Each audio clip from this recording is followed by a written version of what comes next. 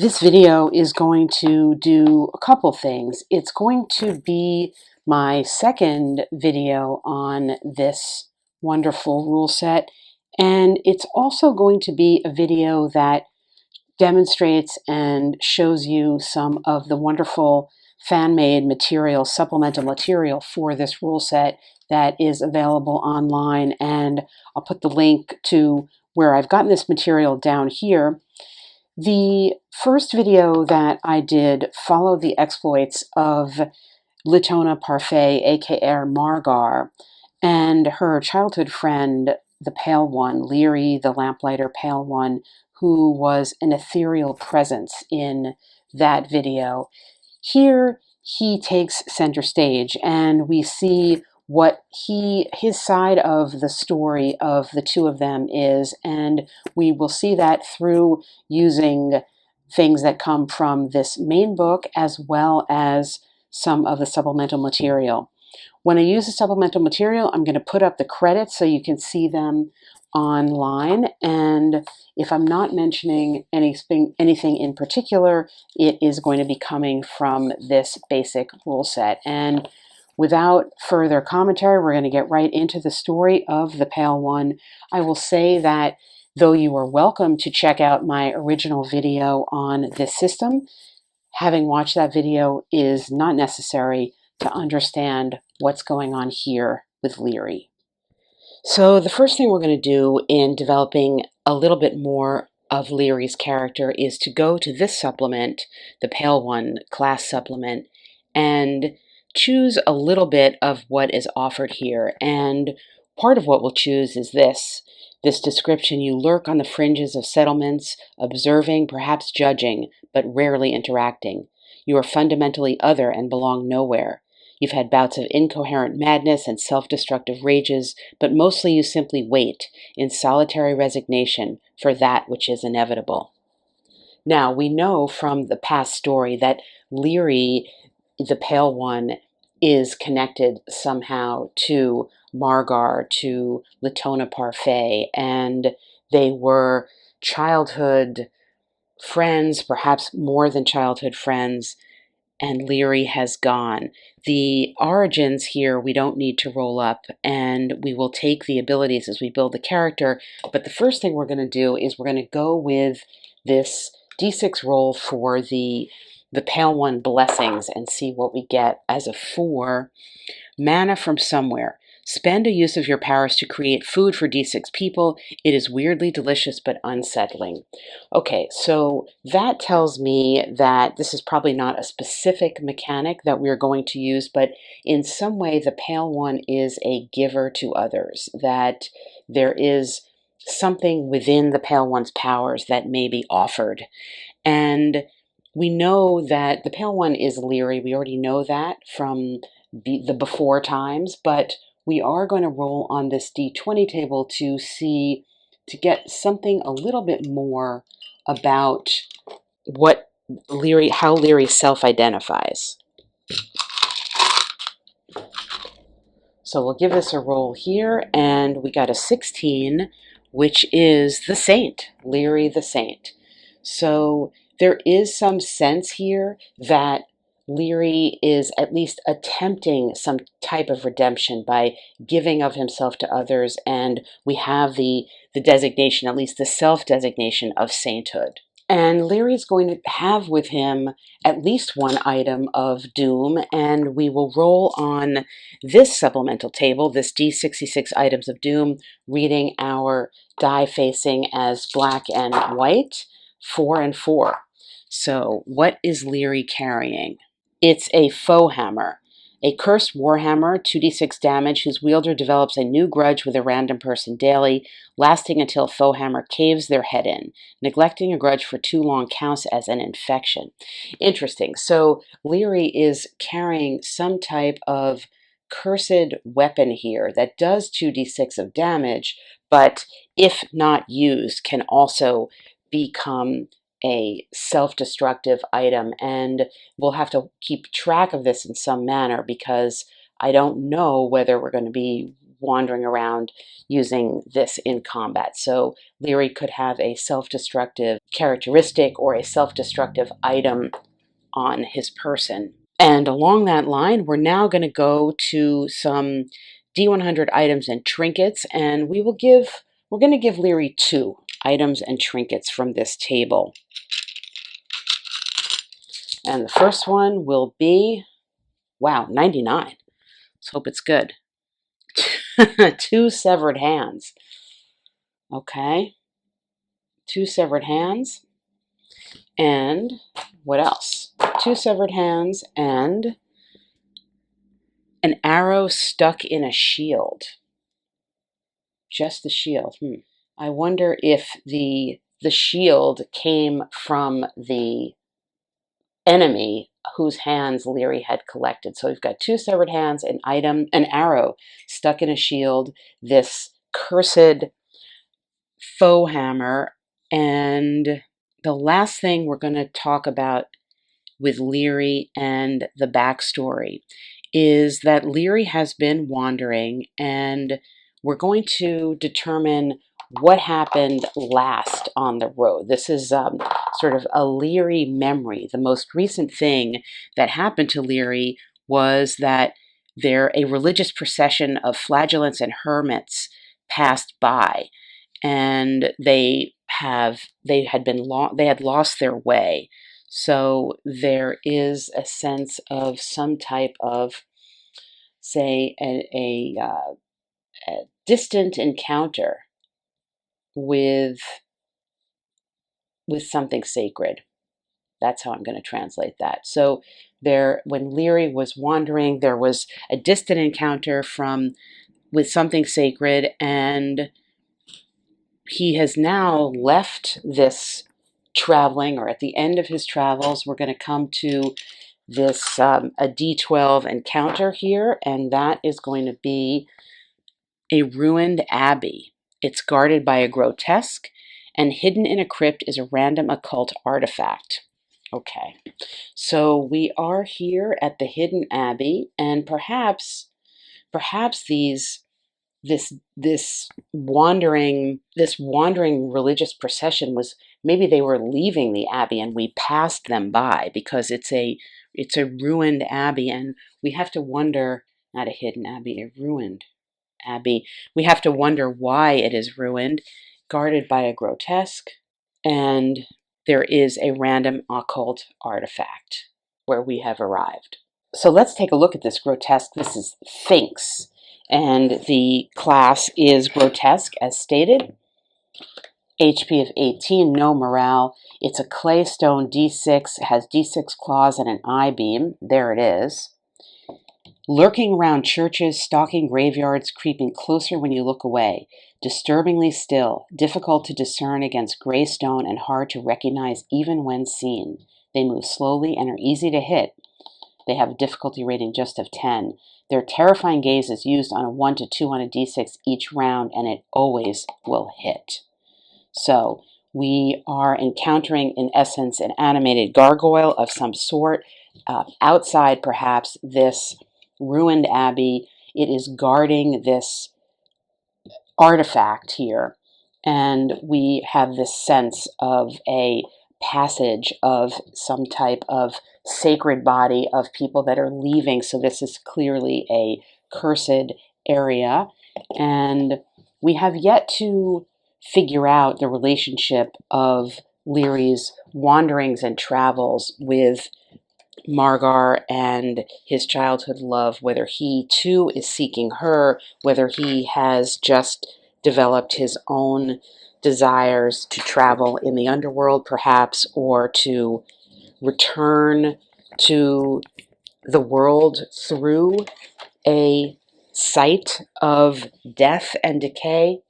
This is yet to be seen. First, what we need to understand is that the Pale One, lurking on the fringes of society, is approaching this gargoyle, this ruined abbey, seeking his love, perhaps seeking the artifact that is hidden inside that will help him get what he wants. And he's going to approach this Thinx, this gargoyle, first, just to kind of see, like in a neutral sort of way, he is a saint, he is a giver to others, but he's also somewhat tortured because he is fundamentally other. So I think we're not approaching with an aggressive stance, we're going to approach with a neutral stance, and as such, we're going to roll on the reaction table and see what we get. As Leerie approaches the things in the courtyard of the ruined abbey, we are going to give a roll on this reaction table to see what response we get and ascertain what the situation is going to be here. And we rolled a 10.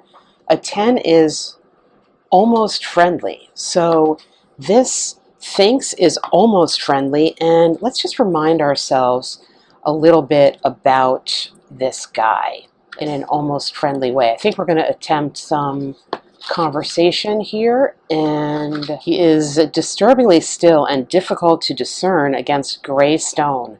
Hard to recognize, but he is here. They move slowly.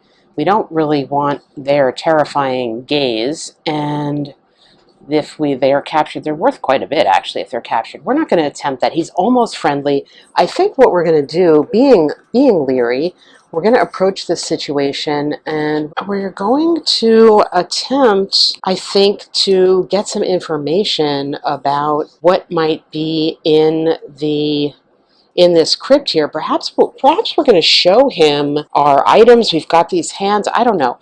For this, in terms of, well, what we're going to do, we're going to go to this table here, this Ask the Stars Oracle, and we won't read that. We're not asking a question, really. We're just going to get some guidance here in terms of I guess the subject matter, for lack of a better word, of what's going on here. So we'll roll up this D12. We got a 10. So direction, struggle, guilt, autonomy. So, okay, so we are approaching this Thinx, and we are going to be asking for admittance. I think we're approaching with a question about direction and autonomy. Can we ourselves be admitted to this crypt to look around for something that is going to help us in our attempt to locate Margar? And that's where we are. So we're asking the Sphinx here. The difficulty rating of the Sphinx is going to be, as we said, a 10. So I will roll on using my presence value, and I realize I don't have the character card set up yet, but I have the values. Using the presence value, we're going to attempt a success there with that roll. You know, I'll tell you, I've often said that if you've got a story going, it doesn't necessarily even matter what your stats are or possibly even the rule set, because here we are, we're about to roll some dice, and I realize I never fully actually figured out the deal with Leerie. So this is Leerie here, based on what we've been talking about. We already have the description, and we know some details, which I'll fill in later, that we went over, but we're referring now to this supplement here, which is going to give us, it says we've got a D6 times 10 silver. And so let's see how much silver we have. Not sure this is the order I would necessarily do it in. Wow, 60 silver. Okay. So we're going to start with 60 silver, and we've got HP is our toughness plus D6. Let's see, our agility and presence is a +1, so we're going to get 1 on agility, 1 on presence. However, our toughness per this is -2, so that's unfortunate. And we roll D6 on the weapon table and D2 on the armor table. So we will, well, you know what, we're already carrying other things, so I'm not going to do that. And we can intuitively use one randomly rolled power. Okay, so let's do that for sure. Let's find the powers here, and they are page 34. Let's see, is it going to be an unclean or a clean? Well, you know what, first of all, let's see, we're going to go unclean, odd, clean, even to see which we go. So it's going to be an unclean power, and it's a D10 random power that we can, I guess, use at will, and we'll give that a roll. And I picked up this, see if you can see this, old D10, that's a 4. And what is it? A luck. Well, it says Lucy. Lucy or Lucky fires levitation. Hover for presence plus D10 rounds. Interesting. All right, so we can hover for presence plus D10 rounds. All right, I don't know. We're going to be able to hover, levitate in some manner. That will be an at-will power. We'll see whether that comes to be. So we'll make a note of that. Well, you know what? Let's just set that. Let's set that value right now because our presence. So our D10 rule there was a 5, and what do we say? Our presence is going to be a 1. So for 6 rounds, we're going to be able to hover, and we will see whether that ever comes to use for us. We have D4 omens, so we'll give that a roll. We have 3 omens, and that was better than Margar, I think. And I think that's, I'll fill out the rest. I'll fill out the rest off camera because the point is here now that we are going to be attempting with a difficulty rating of 10 per the instruction on this gargoyle here to attain entry into this ruined abbey. And I think for that we're going to be rolling, well, would it be agility or presence? Hard to say, really. I mean, I think it's more presence because we're not trying to dodge him. And anyway, our value is the same there as a 1. So we'll be giving it a roll and seeing what we get there, whether we're going to gain entry here. We rolled a 20. We rolled a 20. So not only are we going to gain entry here, but let's see, what do we get for any type of 20? We're going to go to page 29 and see, because I don't think I've had this happen before. A natural 20.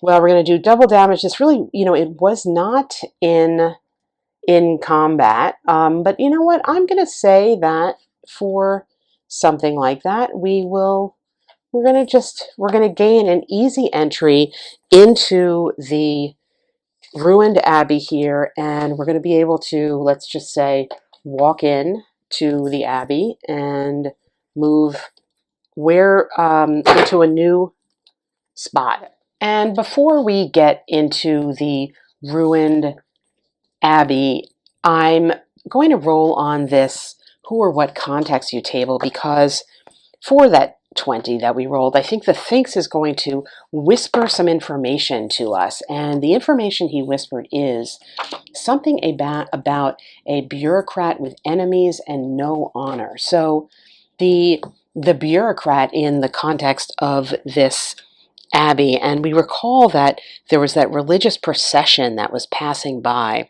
I think we are in some manner looking for perhaps a monk or somebody who was in charge of this abbey and sent away the honorable ones in this procession, perhaps after he stole this occult artifact, and maybe he is hiding in here and we have to seek him out, and perhaps that will be the enemy within that this Thinx is giving us this small piece of information to try to help us in our quest about that. And I never actually gave us any HP, and the HP value that we're going to get is modified by our toughness, so that's a -2. So we're entering just with 2 HP into this ruined abbey, perhaps seeking out,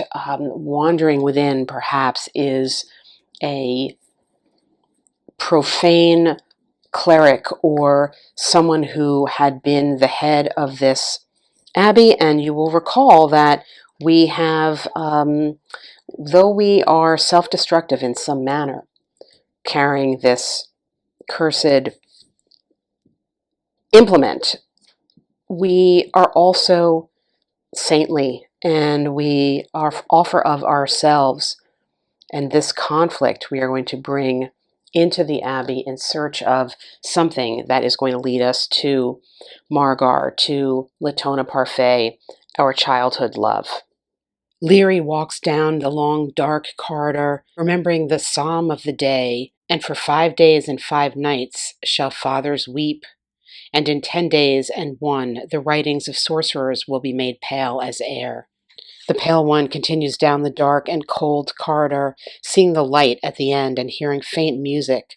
There are paintings on the walls of landscapes, and unbeknownst to Leerie, there is a large hidden pit trap in front of these paintings.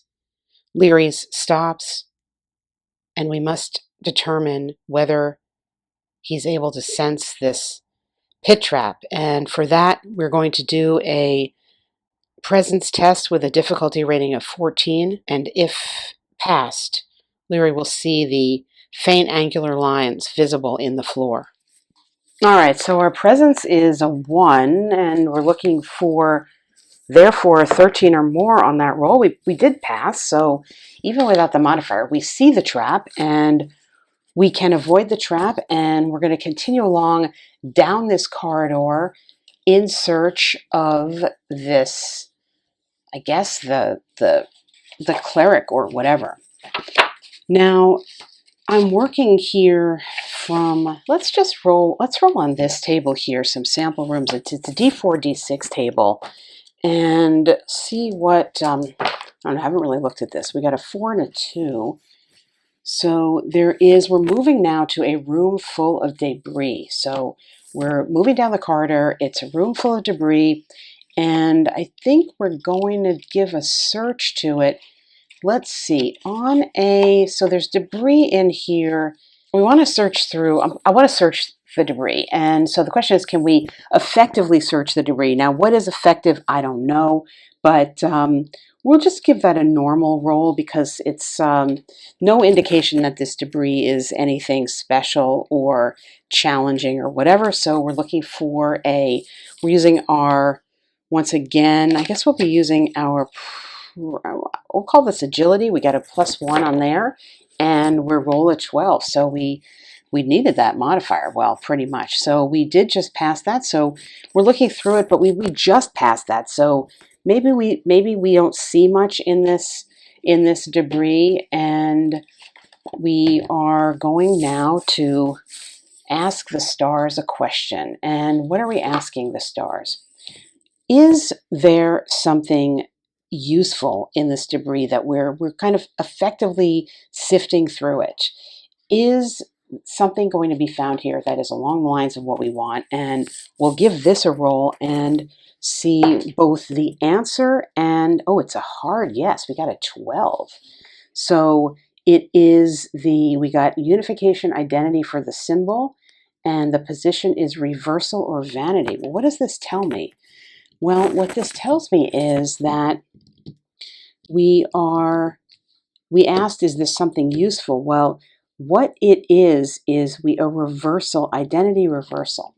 This is telling me that what we thought was our quest, that this searching out the head monk, the benefactor who sent away the religious procession and is hanging on to this random occult artifact.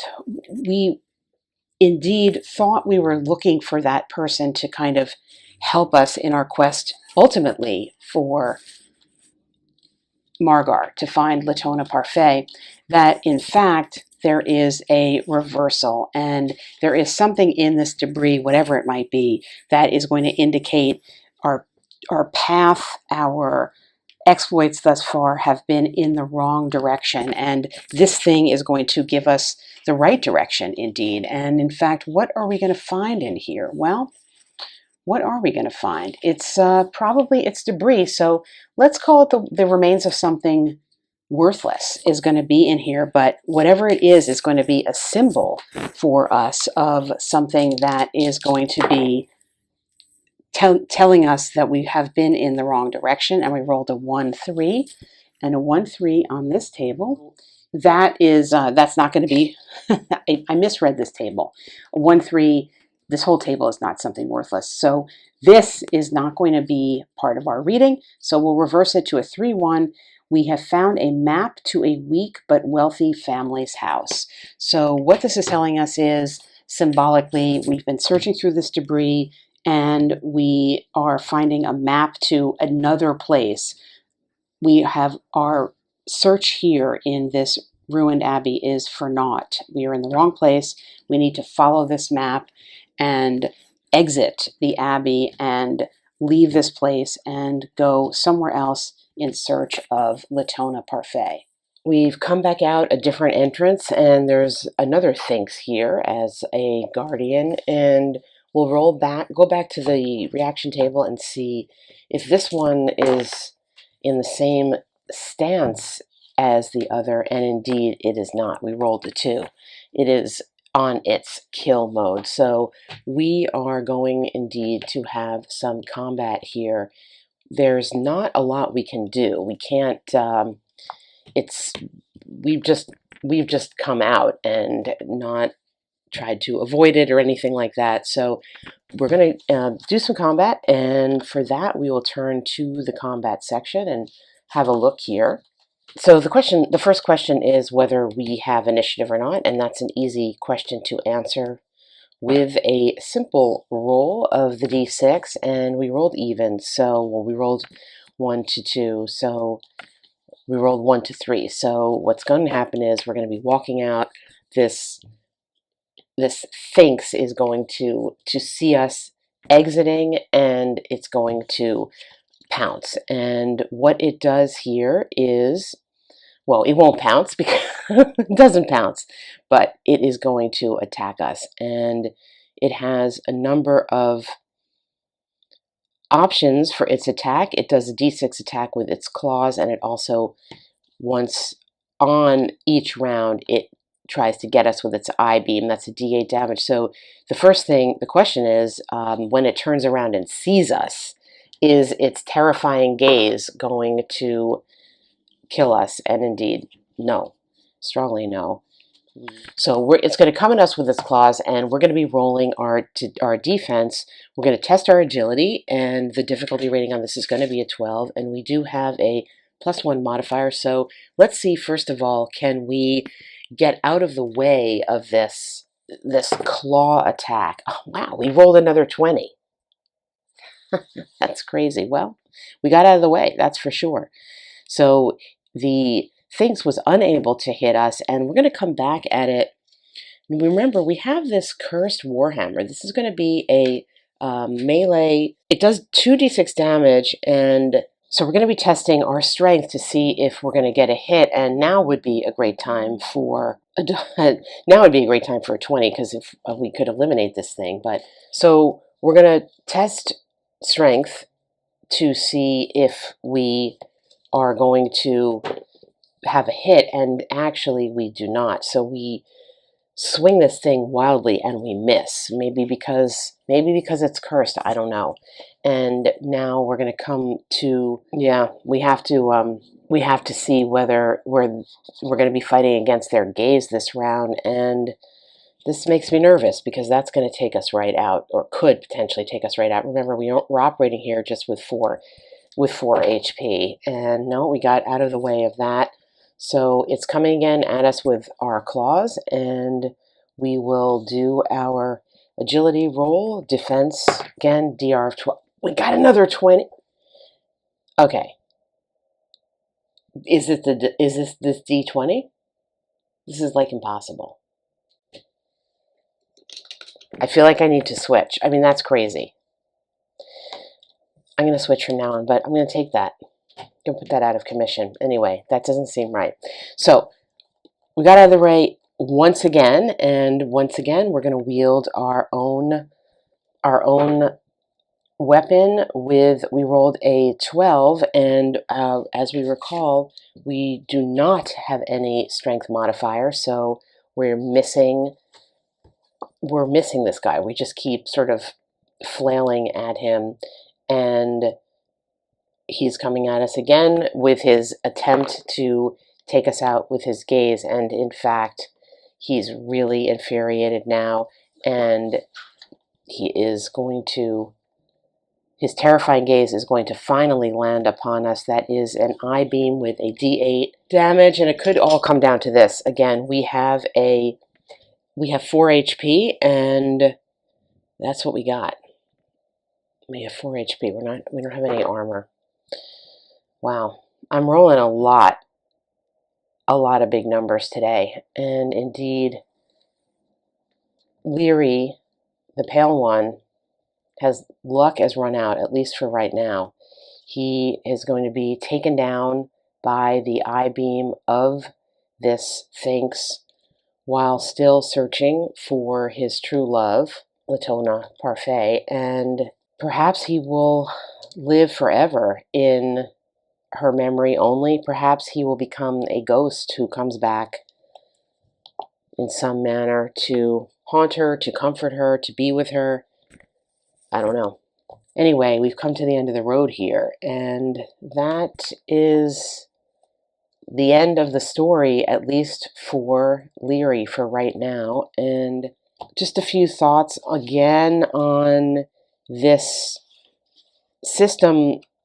It is, and we'll just take a look here again at the opening credits of the book. There's a lot of playtesters to thank, proofreading, editing. Design here is incredible, as you could see in this book and in this video, and in the other video I did where I showed also many pages of this book. It is a pleasure physically to hold the book, see the book, use the book. Some comments that were made on my other video I think are worth perhaps picking up a little explicitly here, to say that this is not a book that will be easy to pick up if you've never played an RPG before. It does, I think, make some assumptions that you understand certain things about role-playing games, and as far as I'm concerned, I don't think every book needs to do that. There are so many RPGs that spend a lot of time reminding you, explaining what is a role-playing game, and I think that in many cases that is wasted space. This book doesn't do that, and this book will shorthand a number of different kinds of things, but it is extremely well suited, I think, to the enterprising soloist to use the supplements. As I've tried to demonstrate there are more supplements out there than I was able to incorporate into this story without going too off course from the narrative that was internally developing. But there are many more supplements out there for them, and it makes sense that so many people are developing so many supplements, because the material, while being both dense and anchoring in its own story, is also porous enough to allow for many different kinds of things being brought into it. New character classes, certainly new enemies, and new environments. And as I continue just flipping through now, I would love to meet Seth the Goblin somewhere. He seems misunderstood to me. As I continue flipping through, I do want to ask viewers, if you've made it this far in the video, please suggest to me if there are RPG rule sets you would like to see treated on this channel, presented on this channel in the way that I do. Please let me know about them. There's so much great stuff out there that it amazes me, for somebody like myself, who I consider myself to be somebody who's paying attention, things that I never hear of, and things that people mention to me that I can't believe I haven't heard of. So I really appreciate the wisdom of the viewers on the channel and the reach and the knowledge of viewers on the channel. And finally, I'll say or ask something I really have never done before, that the YouTube channel I have here, Geek Gamers, is the only social media that I participate in. If you yourself participate in other social media that have a vibrant solo RPG community, and I know that there are some, I would appreciate your passing along word to the people in those communities of my channel so that they can become aware of it in that way, because I don't have a way of spreading the word on in other social media areas where solo RPGers I know are congregating. And as always, thanks for watching.